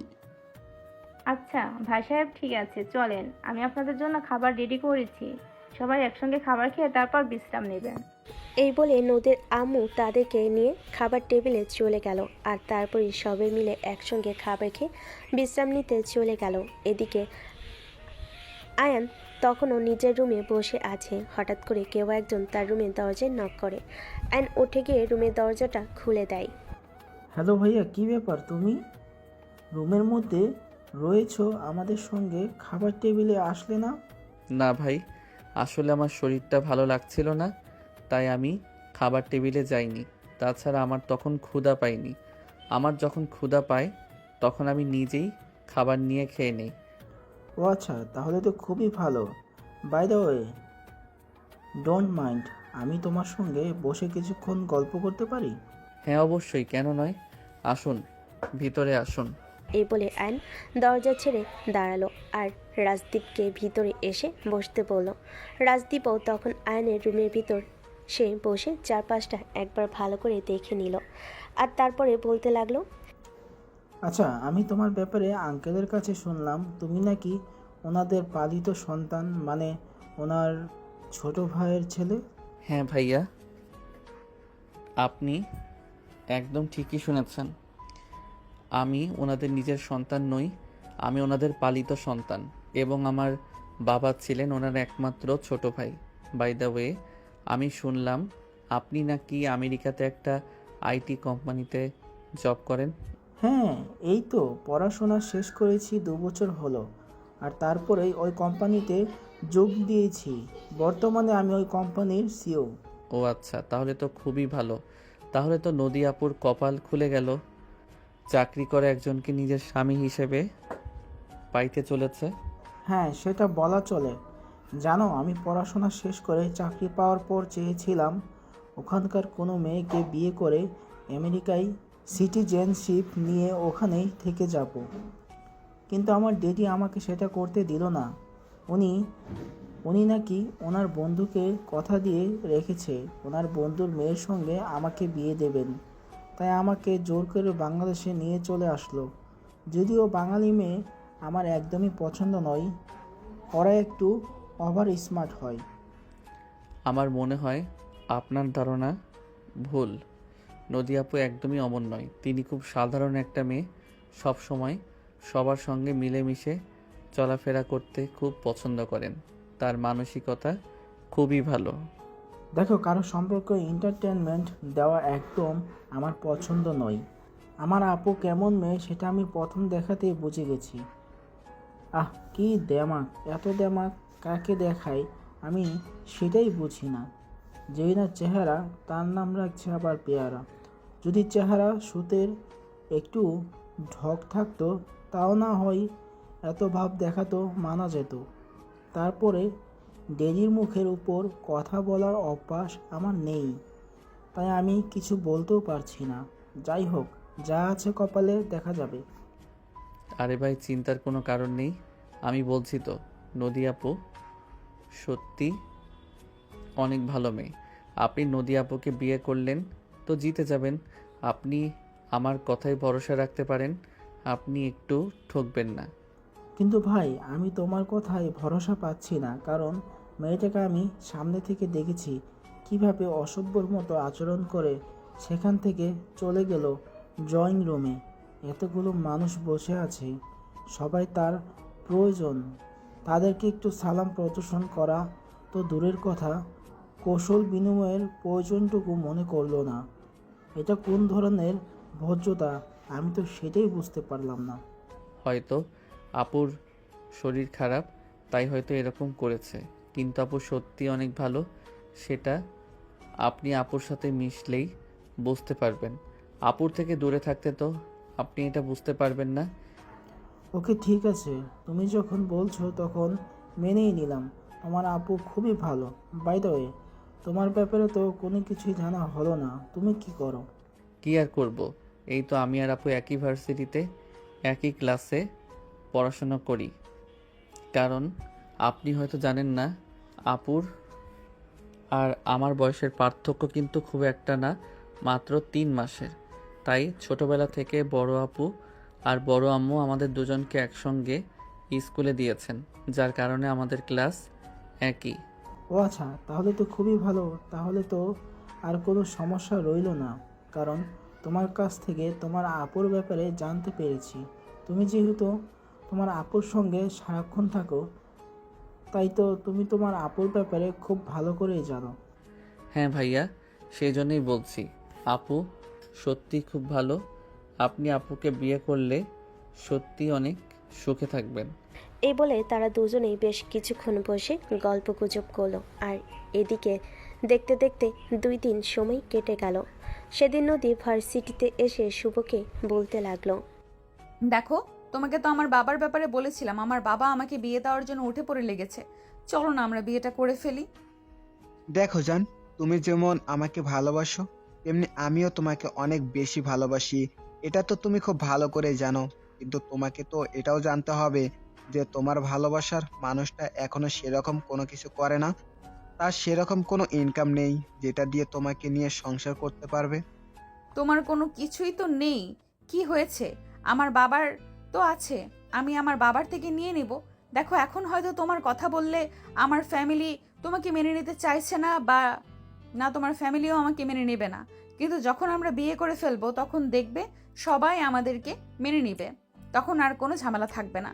হ্যাঁ বেবি, সেটা মনে হয় বুঝলাম, কিন্তু এখন যে তোমাকে আমি বিয়ে করব সেই পরিস্থিতিতেও তো আমি নেই। কারণ বর্তমানে আমার 1 টাকাও ইনকাম নেই। বিয়ে করতে যে মিনিমাম খরচ লাগে সেটাও তো আমি করতে পারবো না। তাহলে বলো, আমি তোমাকে কিভাবে বিয়ে করতে পারি? দেখো, তুমি কিভাবে আমাকে বিয়ে করবে সেটা আমি জানি না, কিন্তু আমাকে তোমার বিয়ে করতেই হবে। তা না হলে আমার বাবা তার বন্ধুর ছেলের সঙ্গে আমাকে বিয়ে দিয়ে দিবে, যেটা আমি মেনে নিতে পারবো না। কারণ আমি তোমাকে ভালোবাসি, তোমাকে ছাড়া অন্য কারোর সঙ্গে সংসার করা আমার পক্ষে কোনোভাবেই সম্ভব নয়। I really love you. তোমাকে আমি আমার জীবন সঙ্গী হিসেবে পেয়ে গেলে আমি সবকিছুই করতে পারবো। দেখো, আমরা দুজন দুজনকে ভালোবাসি, তুমি শুধু একা আমাকে ভালোবাসো সে মনটা নয়। বাই দ্য ওয়ে, তোমাকে একটা কথা বলি, তুমি যদি আমার কথাটা মেনে নিতে পারো তাহলে আমি তোমাকে বিয়ে করতে পারবো। ঠিক আছে, কোনো সমস্যা নেই। তুমি আমাকে বলো আমাকে কি করতে হবে। তুমি আমাকে যা বলবে আমি তাই করতে প্রস্তুত। আমি একবারও বলবো না, তুমি শুধু বলে তো দেখো। আমরা দুজনে পালিয়ে বিয়ে করব, তারপর অনেক দূরে চলে যাব, দূরে গিয়ে সংসার করব। এটা তো খুবই ভালো কথা। আমিও তো তোমাকে এমন কিছুই বলবো ভাবছিলাম। আমরা কিছুদিনের জন্য অনেক দূরে চলে যাব, সেখানে আমরা সংসার করব, প্রয়োজন হলে 2-1 বছর পর সেখানে থেকে যাব। তারপর যখন আমাদের একটা বাচ্চা কাচ্চা হয়ে যাবে, তখন না হয় আমরা এই শহরে ফিরে আসব। তখন দেখবে তোমার ফ্যামিলি আর আমার ফ্যামিলির সবাই আমাদেরকে মেনে নেবে, তখন আর কোনো ঝামেলা করবে না। আচ্ছা ঠিক আছে, আমি মেনে নিলাম তোমার কথা, কিন্তু সেখানে গিয়ে সংসার করার জন্য আমাদের তো কিছু টাকা পয়সার প্রয়োজন হবে। সেটার কি ব্যবস্থা করবে? সেটা একবারও কি তুমি ভেবে দেখেছো? টাকা পয়সা নিয়ে তোমাকে কোনো চিন্তা করতে হবে না, কারণ আমার বাবা অলরেডি আমার বিয়ের জন্য বেশ কিছু গহনা বানিয়ে রেখেছেন, আর সেই সঙ্গে নগদ কিছু অর্থও বাড়িতে নিয়ে রেখেছেন। আমি সেখান থেকে আমার প্রয়োজনীয় সব কিছু গুছিয়ে নেব, যাতে আমরা 2 বছর অনায়াসে চলে যেতে পারি, যাতে আমাদের কোনো সমস্যাতেই পড়তে না হয়। শোনো, তাহলে তোমাকে একটা কথা বলি। তুমি বাড়িতে গিয়ে এমন ভাব দেখাবে যেন তুমি বিয়েতে রাজি, আর তোমার অনেক কিছুর ডিমান্ড করবে, অনেকগুলো গহনা নেবে, যেগুলো তুমি বাড়ি থেকে চলে আসার সময় নিয়ে আসবে। আর তারপর এগুলো বিক্রি করে আমরা যাতে অনেকদিন চলতে পারি। ঠিক আছে বাবু, কোনো সমস্যা নেই, তুমি কোনো চিন্তা করো না, আমি এমনটাই করব। কিন্তু তারপরও আমার তোমাকেই লাগবে, কারণ আমি তোমাকে প্রচন্ড পরিমাণ ভালোবাসি। তোমাকে ছাড়া আমি আর কিছুই চাই না। আচ্ছা ঠিক আছে, তাহলে আজ তুমি বাসা চলে যাও। আগামী 3 দিন পর তোমার বিয়ে, আর এই 3 দিনে তুমি তোমার সবকিছু গুছিয়ে নেবে। আচ্ছা ঠিক আছে বাবু, তুমি কোনো চিন্তা করো না। তোমাকে পাওয়ার জন্য আমি সব কিছু করতে পারি, প্রয়োজন হলে নিজের জীবন দিয়ে দিব, কিন্তু তারপরেও তোমাকে আমি হারাতে পারবো না, কারণ I will really love you. ঠিক আছে, তাহলে বাসায় চলে যাও, আর আমার প্ল্যান অনুযায়ী কাজ করো, দেখবে আমরা সাকসেস হব। এই বলে শুভ নদীকে তার বাসে পাঠিয়ে দিল আর এদিকে মনে মনে প্ল্যান করতে লাগলো। আরে ব্রয়লার মুরগি, তুই একবারও বুঝতেও পারলি না যে তোকে আমি ব্যবহার করে জাস্ট ছুঁড়ে ফেলে দিব। তোর মতো মুরগি পটানো আমার বা হাতের খেল, আর তারপর তাকে ব্যবহার করে ছুঁড়ে ফেলে দেওয়া আমার কাছে টিস্যুর মতো ব্যাপার। তোর মতো বড়লোক বাবার মেয়েদের পেছনে এভাবে শুধু শুধু তো আর টাইম ওয়েস্ট করতে আসিনি পাখি, তুই বুঝবি মজা। কথাগুলো মনে মনে বলে নিজের বাসার দিকে পা বাড়ায় আর এদিকে নদী বাসে এসে তার আম্মুকে বলতে থাকে। আম্মু, আমি তোমাদের প্রস্তাবে রাজি। তোমরা আমাকে যার সঙ্গে বিয়ে দিবে আমি তাকেই বিয়ে করব। আব্বুকে বলে দাও আমি আব্বুর বন্ধুর ছেলেকেই বিয়ে করব, এতে আমার কোনো আপত্তি নেই। চুপ কর। আলহামদুলিল্লাহ, আল্লাহ আমার মেয়েকে সুবুদ্ধি দিয়েছে, এটাই অনেক। হতে দিতে হলেও নিজের জন্য কোনটা সঠিক সেটা বুঝতে পারার জন্য তোমাকে অসংখ্য ধন্যবাদ। যাই হোক, আমি তোমার আব্বুকে খবরটা দিয়ে আসি। এই বলে নদী আম্মু ড্রয়িং রুম থেকে ছুটতে ছুটতে নদীর বাবার কাছে ছুটে গেলেন আর তারপর তাকে সব কিছু খুলে বলেন। নদীর বাবা এই খবরটা শুনে অনেক খুশি হয়, কারণ তিনি নিজের কথা রক্ষা করতে পারবেন। সেই খুশিতে সেদিন বিকেলে নদী তার আব্বু আম্মু আর রাজদীপ 3 জনে মিলে বিয়ের শপিং করতে যায়। নদী সব কিছু শুভর বুদ্ধিমতোই করছিল। শুভ যা যা বলে দিয়েছে সে সব কিছুই করছিল। অনেক অনেক গহনা কিনেছিল, যেটা থেকে রাজদীপের একটু সন্দেহ লাগছিল। তাই তো রাজদীপ নদীকে বলে, দেখো, আমরা তো বিয়ের পরেই আমেরিকায় চলে যাব, সেখান থেকে তুমি গোল্ড আর ডায়মন্ড নিতে পারো। এখানে এত কিছু কেনার কোনো প্রয়োজন নেই। কেন নিব না? অবশ্যই নিব। আমার বাবার একমাত্র মেয়ে আমি, আর বিয়ে তো জীবনে একবারই হয়। বিয়ের দিন যদি গা ভর্তি গয়না নাই পড়তে পারি, তাহলে লোকে দেখে কি বলবে, সেটা একবার ভেবে দেখেছেন? এই কথা শুনে নদীর আম্মু নদীকে বলতে থাকে, আচ্ছা ঠিক আছে, কোনো সমস্যা নেই। তোমার যত গহনা পছন্দ হয় তুমি ততটাই নাও। তোমার বাবা আনলিমিটেড টাকা দিয়েছেন, কোনো সমস্যা হবে না। তুমি আমাদের একমাত্র আদরের রাজকন্যা। তুমি আমাদের কাছে চেয়ে পাওনি এমন কোনো কিছু কখনো হয়নি, আর এখনো হবে না। তাই তুমি নিশ্চিন্তে তোমার জন্য কেনাকাটা করতে পারো। তখনই নদী তার আম্মুকে জড়িয়ে ধরে বলতে থাকে, ইউ আর সো গ্রেট আম্মু। তোমার মতো আম্মু পাওয়া ভাগ্যের ব্যাপার। আমি কপাল নিয়ে জন্মেছি, কারণ তোমাদের মতো মা বাবা আমি আমার জীবনে পেয়েছি। বাই দ্য ওয়ে আম্মু, আমার আরও কিছু গহনা পছন্দ হয়েছে, সেগুলোও নিতে চাই। ঠিক আছে মা, কোনো সমস্যা নেই। তোমার যা ভালো লাগে তুমি তাই নাও। এই বলে নদীর আম্মু নদীকে আরও গহনা নিতে বলে আর নদী তার পছন্দ মতো প্রায় 30 ভরির মতো গহনা নিল আর সেই সঙ্গে আরও অনেক কিছু কেনাকাটা করলো আর অবশেষে বাসায় ফিরে আসে। এদিকে আয়ান নিজের রুমের বেলকনিতে বসে আকাশ দেখছে। তখনই রাজদীপ পাশে এসে সোজা আয়নের রুমে চলে গেল। আয়ন পিছন ফিরে তাকিয়ে দেখে পিছনে কে এসেছে সেটা দেখতে পায়নি। তখনই পিছন থেকে রাজদীপ হঠাৎ করেই বলতে থাকে, কি ব্যাপার? তখন তোমাকে বলেছিলাম আমাদের সঙ্গে শপিংয়ে যাওয়ার জন্য, গেলে না। আর এখন এখানে মন খারাপ করে আকাশের দিকে তাকিয়ে আছো কেন? এমনি যাইনি, আসলে বাহিরের কোলাহল আমার ভালো লাগে না। এখানে দাঁড়িয়ে দাঁড়িয়ে নিস্তব্ধ আকাশ দেখতে আমার খুব ভালো লাগে, তাই আমি দিনের প্রায় সময়ই এখানে দাঁড়িয়ে দাঁড়িয়ে আকাশ দেখি। বাই দ্য ওয়ে, আপনাদের কেনাকাটা হয়ে গেছে? আপনাদের মানে তুমি কি বলতে চাইছো? আমরা কেউ কোনো কেনাকাটা করিনি। যা কেনাকাটা করার সব নদী করেছে।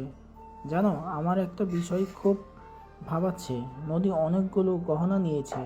এত গহনা দিয়ে কি করবে? সেখানে আমি বলেছিলাম আমরা কিছুদিন পরে আমেরিকায় চলে যাব আর সেখান থেকে তাকে গোল্ড ও ডায়মন্ড কিনে দিব, কিন্তু সে আমার কোনো কথাই শুনলো না। তখনই আয়ান রাজদীপকে বলতে থাকে, আরে ভাই, মেয়েদের গহনা আর শাড়ির প্রতি একটু আকর্ষণ বেশি থাকে, তাই হয়তো নিয়েছে।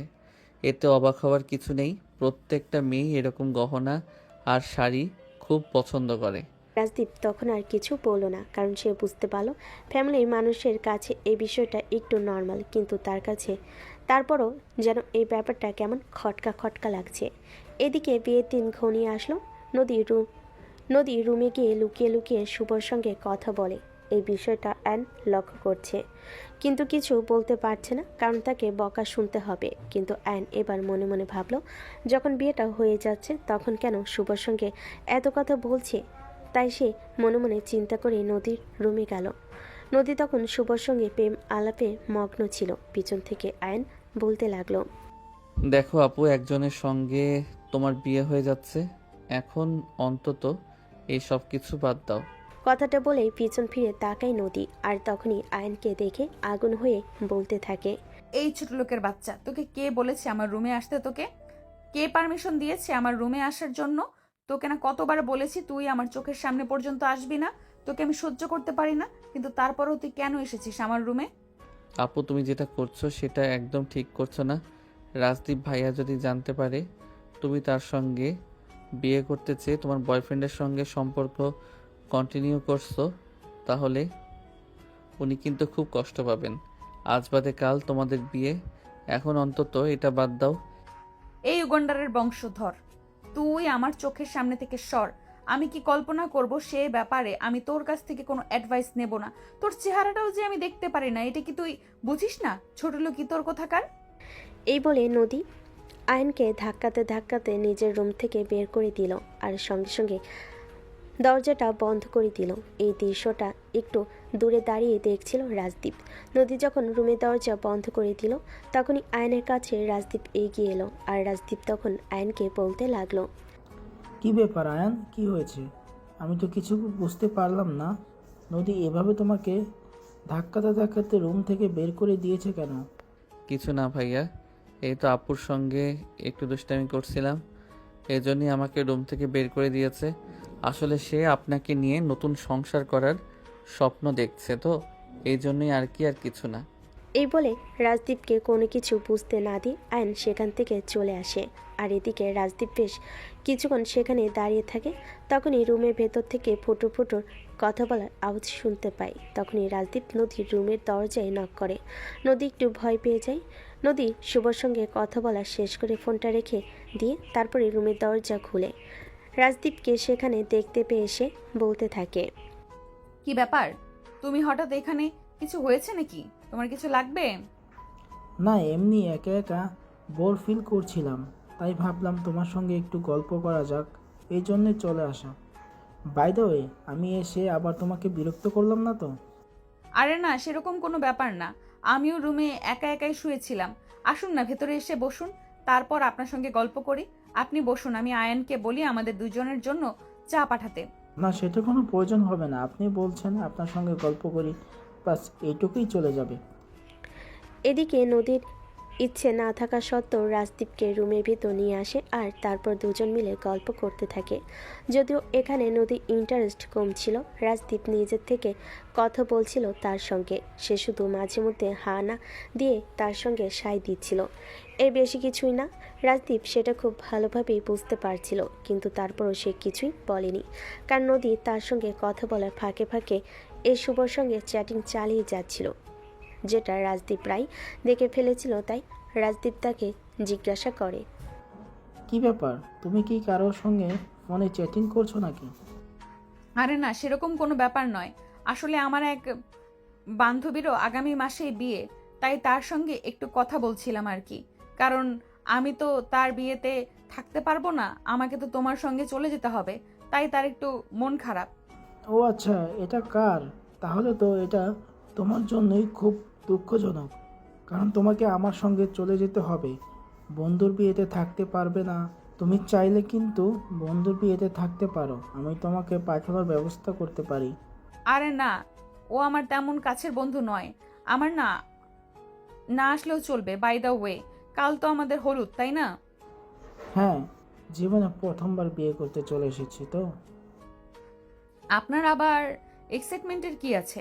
আপনি তো আমেরিকাকে বড় হয়েছেন, যেখানে সব সময় স্বাধীনতা আপনি পেয়েছেন, যেটা আমরা বাংলাদেশের ছেলেমেয়েরা পাই না। হ্যাঁ, এই কথা সত্যি, কিন্তু আমি বাঙালি সংস্কৃতিতে বিশ্বাসী। আমি কিন্তু কখনো সেরকম ফ্রিডম পাওয়ার পরেও কাজে লাগাইনি, কারণ আমি সব সময় চেয়েছি আমার বাবা মার পছন্দের কোনো বাঙালি মেয়েকে বিয়ে করব। কারণ আমেরিকায় মেয়েরা বিয়ে করে ঠিকই, কিন্তু সংসারই হয় না। আর আমি আমার মাকে সেই ছোটোবেলা থেকে দেখেছি আমার মা কতটা সংসারী, তাই বাঙালি মেয়ে আমার খুবই পছন্দের। ও আচ্ছা, ঠিক আছে, কোনো সমস্যা নেই। তাহলে তো ভালোই হলো, আমিও আমার মেন্টালিটির মতো একজন মানুষ পেয়ে গেলাম। আমি তো ভেবেছিলাম আপনি আমেরিকায় থাকেন, সেজন্য হয়তো আপনার সঙ্গে আমার বন্ডিংটা সেরকম ভালো হবে না, সেই জন্যই তো আমি প্রথমে বিয়েতে না করেছিলাম। কিন্তু এখন আপনাকে যতই দেখছি ততই অবাক হচ্ছি। আপনাকে দেখে বারবার মনে হচ্ছে আপনার সঙ্গে আমার পরিচয়টা আরো আগে হলেই ভালো হতো। এখন তো পরিচয় হয়েছে, এখন আর কোনো সমস্যা নেই। আচ্ছা, আপনি থাকেন, তাহলে আমি আসছি। এ বলে রাজদীপ নদীর রুম থেকে বের হয়ে চলে আসে, আর তার মনে একটা খটকা কাজ করতে থাকে। নদী কার সঙ্গে এবার চ্যাটিং করছিল? নদী যতই বলুক সে তার বান্ধবীর সাথে চ্যাটিং করছিল, কিন্তু রাজদীপ এই কথাটা মানতে পারল না, কারণ বান্ধবীর সঙ্গে চ্যাটিং করলে কেউ এত দূর তো টাইপিং করতে পারে না, আর এতটা লুকিয়ে চ্যাটিং করার কোনো প্রয়োজন পড়ে না। তারপর সে এসব কিছু মাথা থেকে ঝেড়ে ফেলে দেওয়ার চিন্তা করে, কারণ যে মেয়েটার সঙ্গে কাল বাদে পরশু তার বিয়ে, সেই মেয়েটাকে নিয়ে সন্দেহ করা মোটো একজন সুপুরুষের কাজ নয়। এদিকে দেখতে দেখতে পরের দিন তাদের গায়ে হলুদের অনুষ্ঠান হয়ে যায়, আর সেদিন রাতের বেলা নদী নিজের রুমে এসেছে মাত্র, তখনই শুভ ফোন দেয়। কি ব্যাপার বেবি, তুমি কি সবকিছু রেডি করে রেখেছো? আমি কখন আসবো তোমাকে নিতে? হ্যাঁ বাবু, আমি সবকিছু গুছিয়ে রেখেছি। সবাই ঘুমিয়ে নিক, তারপরে আমি তোমাকে ফোন দিব। আর আমি ফোন দেওয়ার সঙ্গে সঙ্গে কিন্তু চলে আসবে, 1 সেকেন্ডও দেরি করবে না। বাড়ির কেউ যদি দেখে ফেলে তাহলে কিন্তু বিপদে পড়ে যেতে হবে, এটাও সব সময় তোমার মাথায় রাখবে। আচ্ছা বেবি, ঠিক আছে, কোনো সমস্যা নেই। তুমি যখন বলবে আমি তখনই চলে আসবো। তবে বেবি, তুমি কিন্তু সবকিছু ঠিকঠাক গুছিয়ে নিয়ে তারপরে এসো, তা না হলে কিন্তু আমরা খুব ঝামেলায় পড়ে যাব। এই বলে ফোন কেটে দেয় শুভ, আর এদিকে নদী নিচের রুমে বসে অপেক্ষা করতে থাকে কখন রাত গভীর হবে আর সবাই ঘুমিয়ে যাবে। তার অপেক্ষার সময় যেন কাটছিল না। সে রুমের ভিতর এপাশ ওপাশ পায়চারি করছিল। বাসার সবাই প্রায় শুয়ে পড়েছিল। তখনই আয়ন কিচেনের দিকে পা বাড়ায় পানি খাওয়ার জন্য। তার খুব পানি পিপাসা পেয়েছিল, আর তখনই দেখতে পেল নদীর রুমে লাইট অন। একবার নদীর রুমের দিকে অগ্রসর হতে চেয়েও পিছিয়ে চলে আসলো, কারণ সে খুব ভালো করে জানে এখন যদি সে নদীর রুমে যায় তাহলে নদীর কাছ থেকে তাকে একটা নয় হাজারটা কথা শুনতে হবে। কাল তো বিয়ে, আর বিয়ের পর তো এই বাড়ি ছেড়ে চলে যাবে, তাহলে কেন শুধু শুধু ঝামেলা বাঁধাবে? তাই সে আর কোনো কথা না বলে পানি খেয়ে তারপর নিজের রুমে গিয়ে শুয়ে পড়ল। কিন্তু তার ঘুম আসছিল না। তার মনে কেমন যেন একটা সন্দেহ কাজ করছিল, একটা অস্থিরতা লাগছিল। মনে মনে ভাবল, এতদিন ধরে নদী এই বাড়িতে রয়েছে, আর কাল হঠাৎ করেই এই বাড়ি ছেড়ে চলে যাবে। এজন্য হয়তো তার মন খারাপ লাগছে। অপরদিকে বাড়ি যখন নিস্তব্ধ, তখন নদী শুভকে ফোন দেয় আর বাসার সামনে চলে আসার জন্য। আর তখনই শুভ বাইক নিয়ে তার বাসার সামনে চলে আসে। নদী সবার চোখ ফাঁকি দিয়ে বাসা থেকে বেরিয়ে আসে শুভর সাথে। আর শুভর সঙ্গে তার একটা বন্ধু। শুভর বন্ধু শুভ আর নদীকে রেলওয়ে স্টেশন পর্যন্ত পৌঁছে দেয় আর তারপর বলে, দুজনে ভালো থাকিস আর দুজন দুজনের খেয়াল রাখিস। কোনো ঝামেলায় পড়লে আমাকে ফোন করিস। ঠিক আছে দোস্ত, তুই কোনো চিন্তা করিস না। আর কোনো ঝামেলাও তো আশা করছি পড়বো না। আল্লাহর সহায় সব কিছু ইনশাল্লাহ সামনে নিতে পারবো। ঠিক আছে, তাই যেন হয়। আর নদী দুজন দুজনার খুব খেয়াল রাখবে। সেখানে কিন্তু তোমাদের খেয়াল রাখার জন্য অন্য কেউ থাকবে না, তাই তোমাদের নিজেদেরকে নিজেদের খেয়াল রাখতে হবে। আচ্ছা ঠিক আছে, তাহলে আমরা আসি আর তুমি বাইক নিয়ে চলে যাও। এইদিকে কি হয় আমাদেরকে ফোন করে জানিও। এই বলে তারা দুজনে ট্রেনে উঠে বসলো আর কিছুক্ষণের মধ্যেই ট্রেন ছেড়ে দিল। এদিকে আকাশও স্টেশন থেকে বের হয়ে বাসেই চলে গেল। সকাল 10টা বাজে। বাড়ির সবাই ঘুম থেকে উঠে গেছে। আজ বিয়ে বলে কথা, কিন্তু নদী এখনও রুম থেকে বের হচ্ছে না, রুমের দরজাটাও খুলছে না। নদীর মা বেশ কয়েকবার রুমের দরজার সামনে দাঁড়িয়ে নদীর নাম ধরে ডেকেছেন, দরজায় নক করেছেন, কিন্তু দরজা খোলার কোনো নাম গন্ধ নেই। তখনই তিনি দেখতে পেলেন দরজাটা বাইরে থেকে লক করা। এটা দেখেই তিনি দরজা খুলে ভিতরে প্রবেশ করলেন। আর তারপর যেটা দেখলেন, তিনি তো এক চিৎকার। নদীর আব্বু কোথায় তুমি? আমার সর্বনাশ হয়ে গেছে, তোমার মেয়ে সব কিছু নিয়ে পালিয়ে গেছে। নদীর আম্মুর এমন চিৎকার শুনে সবাই সেখানে ছুটে আসেন। নদীর আব্বু নদীর আম্মুর কাছে এসে বলতে থাকেন, আরে এসব কি বলছো তুমি? তোমার কি মাথা খারাপ হয়ে গেছে? আমার মাথা খারাপ হয়ে যায়নি, যা সত্য তাই বলছি। এই যে দেখো, আলমারিতে কোনো গহনা নেই, তোমার মেয়ে টাকা পয়সা সব কিছু নিয়ে পালিয়ে গেছে। আমার আগেই তোমার মেয়েকে সন্দেহ হয়েছিল যে সে কেন এত গহনা কিনছে। তখনই পাশ থেকে রাজদীপ বলতে থাকে, কি ব্যাপার আন্টি, আমার কথা মিলে গেল তো? আমি তো আগেই বলেছিলাম আপনার মেয়ের কোনো একটা সমস্যা আছে, যার কারণে এতগুলো গোল্ড কিনছে। তা না হলে একটা মেয়ে কখনো এতগুলো গোল্ড কিনতে পারে না। সেখানে আমি নিজে থেকে তাকে বলেছি আমেরিকায় যাওয়ার পর আমি ওখান থেকে তাকে গোল্ড এবং ডায়মন্ড কিনে দেব, কিন্তু সে কোনো কথাই শুনলো না। সে বাংলাদেশ থেকেই এগুলো নেবে। এখন তো আমার কথা পরিষ্কার মিলে গেল, এখন তো বুঝতে পেরেছেন? কি হচ্ছে আমি কিছুই বুঝতে পারছি না। প্লিজ তোমরা সবাই ঠান্ডা হও, আমাকে একটু ব্যাপারটা বুঝতে দাও। এখানে বোঝাবুঝির কিছু নেই আঙ্কেল। আপনার মেয়ে কোনো ছেলের সঙ্গে রিলেশন করে, আর তাকে বিয়ে করার জন্যই আমাকে বিয়ে করতে প্রথম না করেছিল।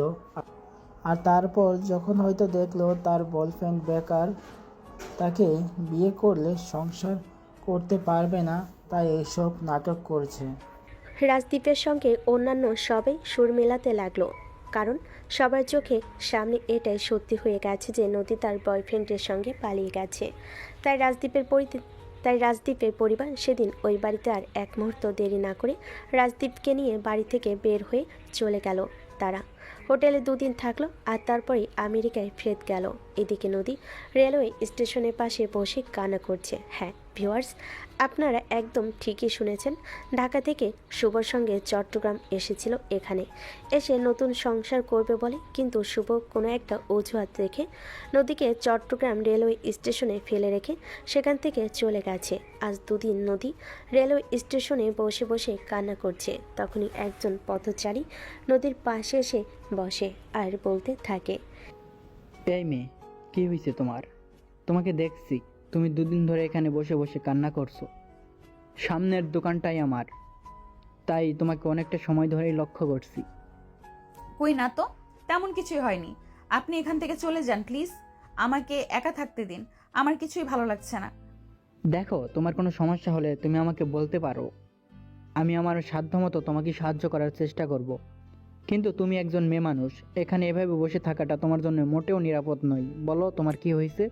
এই কথা শুনে নদী একটু আশ্বাস পেয়ে ওই লোকটাকে সব কিছু খুলে বলল। আর তারপর ওই লোকটা নদীকে বলতে লাগলো, আসলে এই জন্যই তোমাদের মতো মেয়েদের এমন শিক্ষা পাওয়া উচিত।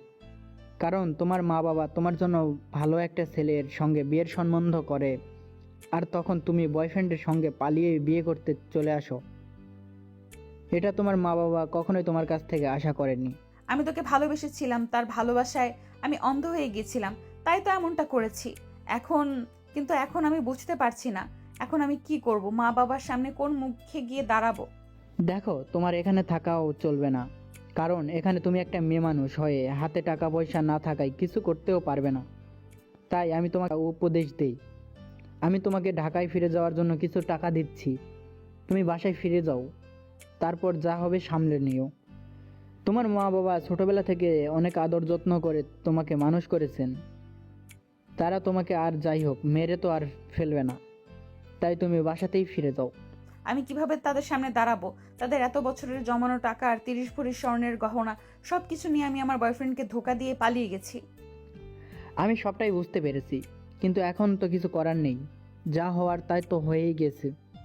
এখন যা হবে তা তোমাকে মেনে নিতে হবে, এছাড়া অন্য কোনো উপায় নেই।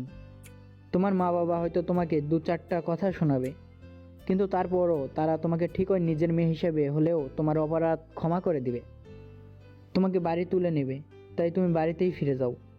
এই বলে পথচারী অনেক বুঝিয়ে সুঝিয়ে নদীকে কিছু টাকা দিয়ে তারপর টেনে উঠিয়ে দেয়, আর নদী ঢাকায় ফিরে আসে। কিন্তু কোন মুখে যাবে বাসায়? এভাবে কেটে যায় সেদিনে সারাটা দিন। সন্ধ্যা হবে হবে এমন সময় বাসার সামনে এসে দাঁড়ায় আয়ন। তখন কোনো একটা কাজের জন্য বাসা থেকে বের হচ্ছিল, তখনই হঠাৎ বাসার সামনে পাগলি টাইপের একটা মেয়ে দেখে সে থমকে দাঁড়ায়। তাদের এলাকায় তো কোনো পাগলি নেই, তাহলে কে এটা? এটা চিন্তা করতে করতে সে সামনের দিকে এগিয়ে যায়, আর তখনই দেখতে পাই এটা আর কেউ নয়, স্বয়ং নদী দাঁড়িয়ে আছে। আইন তখনই নদীকে বলতে থাকে, আরে আপু, তুমি এখানে এই কয়েকদিন তুমি কোথায় ছিলে জানো? তোমাকে আমরা কোথায় কোথায় খুঁজেছি, সারা শহর তন্ন তন্ন করে খুঁজেছি তোমার জন্য। বড় আব্বু আজ হসপিটালে। নদী কোনো কথা না বলে চুপচাপ দাঁড়িয়ে থেকে কান্না করছে। আজকে নদী আর সেদিনের নদীর মধ্যে অনেক তফাৎ। সে একদম বোবার মতো হয়ে দাঁড়িয়ে সব কিছু শুনছে, যেন সে কথা বলার ভাষা হারিয়ে ফেলেছে। তখনই আয়ন তাকে বলতে থাকে, কি ব্যাপার, কি হয়েছে আপু? তুমি কোনো কথা বলছো না কেন? এভাবে কান্না করছো কেন? প্লিজ কিছু একটা তো বলো। আয়ান প্লিজ, তোরা সবাই আমাকে ক্ষমা করে দে, আমার ভুল হয়ে গেছে, প্লিজ এই শেষবারের মতো আমাকে ক্ষমা করে দে। আরে আপু, কি হয়েছে সেটা তো খুলে বলো, তা না হলে বুঝবো কি করে। আর তুমি এমনভাবে কান্না করছো, বলো আমাকে। আমি সেদিন রাতে সবকিছু নিয়ে শুভর সঙ্গে পালিয়ে গেছিলাম, আর শুভ আমাকে রাজশাহী রেলওয়ে স্টেশনে একা ফেলে রেখে কোথায় যেন চলে গেছে। তার কোনো খোঁজ খবর আমি জানি না, আমার ফোনটা পর্যন্ত নিয়ে গেছে। হায় আল্লাহ, এসব তুমি কি বলছো? আচ্ছা ঠিক আছে, কোনো সমস্যা নেই, তুমি বাড়ির ভিতরে আসো, খাওয়া দাওয়া করো, তারপর বিশ্রাম নাও। আমি হসপিটালে যাচ্ছিলাম, বড় আব্বুকে আজ রিলিজ করা হবে, তাকে বাসায় নিয়ে আসার জন্য। তুমি বাসায় গিয়ে খাওয়া দাওয়া করে বিশ্রাম করো, আমি ততক্ষণে বড় আব্বু আর বড় আম্মুকে নিয়ে বাসায় চলে আসি। এ বলে আয়ন নদীকে বাসে পাঠিয়ে দিয়ে তারপর সেখান থেকে হসপিটালে চলে গেল নদীর আব্বু আম্মু দুজনকে বাসায় নিয়ে আসার জন্য। রাত 8টার দিকে আয়ন তাদের দুজনকে নিয়ে বাসায় চলে আসে। তারপর তিনজনে মিলে একসঙ্গে বসে খাওয়া দাওয়া করে, আর আয়ন তার বড় আব্বুকে নিয়ে এসে ড্রয়িং রুমে বসে। আয়ন তার বড় আব্বুর পায়ের কাছে এসে বসে, আর তারপর পা দুটো জড়িয়ে ধরে বলতে থাকে, বড় আব্বু, এতটুকু বড় হয়েছি এখনো পর্যন্ত কিন্তু তোমাদের কাছে আমি নিজের থেকে কোনো কিছুই চাইনি। আজ কিছু একটা চাইবো, সেটা আমাকে দেবে। দেখ বাবা, আমার কাছে তোকে দেওয়ার মতো কিছু নেই, তবে তুই বলতে পারিস, আমি যদি পারি অবশ্যই চেষ্টা করব। তুমি দিতে পারবে না এমন কিছুই আমি তোমার কাছে চাইবো না, আমি শুধু তোমার থেকে একটা কথা নিতে চাই, বলো তুমি আমার কথা রাখবে। আচ্ছা ঠিক আছে, বল কি এমন কথা? আমি তোর জন্য সব করতে পারি, এখন তো তুই আমার একমাত্র ভরসা। তখনই আয়ন বলতে শুরু করে, নদী আপু নিজের ভুল বুঝতে পেরেছে, এই বাড়িতে ফিরে এসেছে, তুমি তাকে এই বাড়ি থেকে তাড়িয়ে দিও না প্লিজ, এটাই তোমার কাছে আমার অনুরোধ, প্রথম এবং শেষ। প্লিজ তুমি আমার এই অনুরোধটা রাখো। বলে আয়ন নদীর বাবার পা দুটো জড়িয়ে ধরে কান্না করতে থাকে। বেশ কিছুক্ষণ এইভাবে চলে যায়। নদীর বাবা কোনো কথাই বলে না, একদম চুপ হয়ে বসে থাকে। তখনই আয়ন আবারও বলতে থাকে, কি ব্যাপার বড় আব্বু, আমি তোমাকে কিছু বলেছি কিন্তু তুমি আমার কথার উত্তর দিচ্ছ না কেন? বলো, তুমি নদী আপুকে কিছুই বলবে না? তাকে তুমি মেনে নিবে? তাকে তুমি এই বাড়িতে জায়গা দেবে? বেশ কিছুক্ষণ চুপ থাকার পর নদীর বাবা আয়নকে বলে নদীকে ওনার সামনে নিয়ে আসার জন্য। আয়ন নদীকে তার রুম থেকে ড্রয়িং রুমে নিয়ে আসে। নদী কাচুমাচু হয়ে দাঁড়িয়ে আছে, ভয় একদম চুপসে গেছে, মাথা নিচু করে দাঁড়িয়ে আছে, উপর দিকে তাকানোর সাহস পর্যন্ত পাচ্ছে না। তখনই নদীর বাবা তাকে বলতে থাকে, আমি ওকে একটা শর্তেই ক্ষমা করব, শুধুমাত্র ও যদি তোকে বিয়ে করতে রাজি হয়। কথাটা শুনে ভীষণভাবে চমকে যায় নদী এবং আয়ান। নদী কিছু বলতে চাইলেও বলতে পায়নি, তাই আয়ান বলতে থাকে, মানে তুমি কি বলতে চাইছো বুঝতে পারছি না। আমি একটা শর্তেই নদীকে এই বাড়িতে থাকতে দেব, যদি নদী তোকে বিয়ে করে আর তোকে স্বামীর মর্যাদা দেয়, আর নয়তো তাকে এই মুহূর্তে এই বাড়ি থেকে বের হয়ে যেতে হবে। এই বাড়িতে তার কোনো জায়গা হবে না। তখনই নদীর সাত পাঁচ চিন্তা না করে তার বাবাকে বলে, ঠিক আছে, আমি রাজি, কোনো সমস্যা নেই, তুমি বিয়ের ব্যবস্থা করো। নদীর এই কথাটা বলতে দেরি হলো। নদীর বাবা বাসায় কাজী ডেকে নিতে দেরি করলেন না। সব কিছু দেখে আয়ন একদম অবাক। এসব কি হতে চলেছে? সে কিনা নিজের বোনকে বিয়ে করতে হবে। সে কোনো কথা বলতে পারছে না। বিয়ের সমস্ত কাজটাই হয়ে এসেছে, শুধু কবুল বলা বাকি। তখন নদীর আম্মু হাত দুটো শক্ত করে ধরে বলতে থাকে, বড় আম্মু, এসব কি হচ্ছে? প্লিজ তোমরা এমন কিছু আমার সঙ্গে করো না। নদী আপু শুভ ভাইয়াকে ভালোবাসে, তার মধ্যে আবার রাজদীপ ভাইয়ার সঙ্গে বিয়ে ভেঙে গেল। আমি আপুর চাইতে বয়সে ছোট, তাছাড়া আমরা ভাই বোন, এমন কিছু করো না প্লিজ। আমার কিছুই করার নেই, তোমার বড় আব্বু নিজে সিদ্ধান্ত নিয়েছে, তাই এখানে আমার কোনো কথা চলবে না। চুপচাপ যা হচ্ছে মেনে নাও। এই বলে নদীর আম্মু নিজের হাত ছাড়িয়ে দিয়ে সেখান থেকে চলে গেলেন। আয়ন তখন আর কাউকেই কোনো কিছু বলতে পারল না, চুপচাপ সবটা মেনে নিতে হলো। এদিকে বাসর ঘরে বসে আছে নদী, কিন্তু আয়ন কোনোভাবেই বাসর ঘরে প্রবেশ করতে চাইছে না। সেটা কোনোভাবেই মেনে নিতে পারছে না। নিজের আপন চাচাতো বোনকে তার বিয়ে করতে হয়েছে। নদীর আম্মু একরকম জোর করে আয়নকে নদীর রুমে দিয়ে গেছে। আয়ন তখনও দরজার সামনে দাঁড়িয়ে আছে, দরজা বাইরের দিক থেকে বন্ধ। তখনই আয়ন নদীকে বলতে থাকে, প্লিজ আপু, তুমি আমাকে ভুল বুঝো না। তোমাকে বিয়ে করার কোনো ইচ্ছে আমার নেই। আমি নিজেই তোমাকে তালাক দিয়ে দেব। তখনই আয়নকে চমকে দিয়ে নদী বলতে থাকে, তালাক দিবি মানে? সব কিছু ছেলে খেলা পেয়েছিস নাকি? যা, সবাই আমার সঙ্গে ছেলে খেলা করবি? তোর সঙ্গে আমার বিয়ে হয়েছে, আমি তোর বিয়ে করা বউ, আর আমাকে তুই এখনই বলছিস তালাক দিয়ে দিবি? আর এই সব কিছু আমাকে মেনে নিতে হবে? কখনোই না। তোর সঙ্গে আমার বিয়ে হয়েছে, আর এখন আমি তোর সঙ্গে বাসর করব, এটাই আমার শেষ কথা। আরে আপু, এসব তুমি কি বলছো? তোমার কি মাথা খারাপ হয়ে গেছে নাকি? হ্যাঁ, আমার মাথা খারাপ হয়ে গেছে, আর আমি পাগল হয়ে গেছি। এখন তোর যা ভালো লাগে তাই। আপু, আমি তোমার ভাই হই, এটা ভুলে যেও না প্লিজ। না, আমি ভুলে যাইনি তো। তুই আমার চাচাতো ভাই হোস। নিয়ে এবার শুরু কর, তোর সঙ্গে টি-20 খেলবো এক্ষুনি। এই বলে নদী আয়নকে ধাক্কা দিয়ে খাটের উপর ফেলে দেয়, আর নিজে আয়নের বুকের উপর উঠে বসে আয়নকে কিছু কথা বলার সুযোগ না দিয়েই তার ঠোঁট দুটো নিজের দখলে নিয়ে গভীরভাবে চুমু খেতে থাকে। আর এভাবে শুরু হয় তাদের দুষ্টু মিষ্টি একটা ভালোবাসার গল্প। সুপ্রিয় ভিউয়ার্স, আমাদের আজকের গল্পটি এ পর্যন্তই ছিল। গল্পটি ভালো লাগলে লাইক, কমেন্ট অ্যান্ড শেয়ার করে পাশে থাকবেন। আর নিত্য নতুন ভালোবাসার গল্প পেতে আমাদের চ্যানেলটিকে সাবস্ক্রাইব করে রাখবেন। এতক্ষণ সাথে থাকার জন্য ধন্যবাদ। সবাই ভালো থাকবেন, সুস্থ থাকবেন। আল্লাহ হাফেজ।